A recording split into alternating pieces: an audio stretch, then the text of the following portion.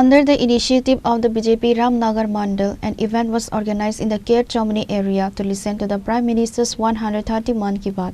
Mayor and MLA of Ramnagar constituency, Deepak Majumdar, Corporator Mani Mukta Bhattacharya, Ramnagar Mandal President Amitabh Bhattacharya and others attended the event to listen to the program. After listening to the program, Mayor Deepak Majumdar stated that Prime Minister Narendra Modi highlighted several key issues during this episode. Specifically, the Prime Minister emphasized the active participation of the youth in the Swachh Bharat Abhiyan.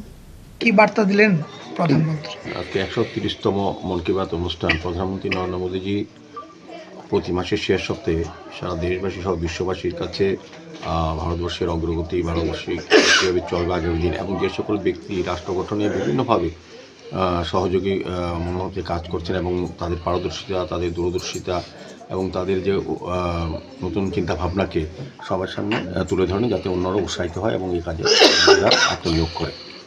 আজকে বিভিন্ন বিষয়ে আলোচনা করেছেন উনি, বিশেষভাবে স্বচ্ছতা বিষয়ে বিভিন্ন রাজ্যের যুবকরা যেভাবে এগিয়ে এসছে, স্বচ্ছ ভারত মিশন বা শহরকে এবং নদী নালা সমস্ত কিছুকে স্বচ্ছ রাখার ক্ষেত্রে যুবকদের একটা বিশাল ভূমিকা এবং বিভিন্নভাবে ব্যক্তি বিশেষও কাজ করছেন এবং আমি বলবো পরিবেশ রক্ষার ক্ষেত্রেও বৃক্ষরোপণ যেটা প্রধানমন্ত্রী এক পেড় মার্কের নাম পরে যেটা ঘোষণা করে সেটাকে সামনে রেখে বিভিন্ন ব্যক্তি, বিভিন্ন প্রতিষ্ঠান এবং এনজিওরা এখন এই কাজগুলি করছেন পরিবেশ রক্ষার ক্ষেত্রে।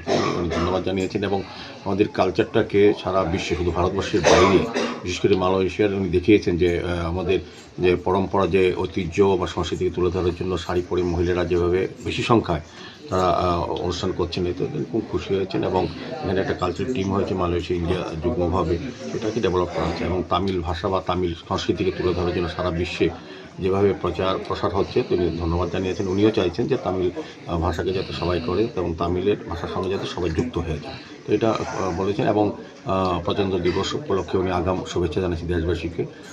বিশেষ করে একটা বিশেষ গুরুত্ব যেটা এআই এখন একটা সামিট হবে সারা বিশ্বের, ভারতবর্ষে হবে।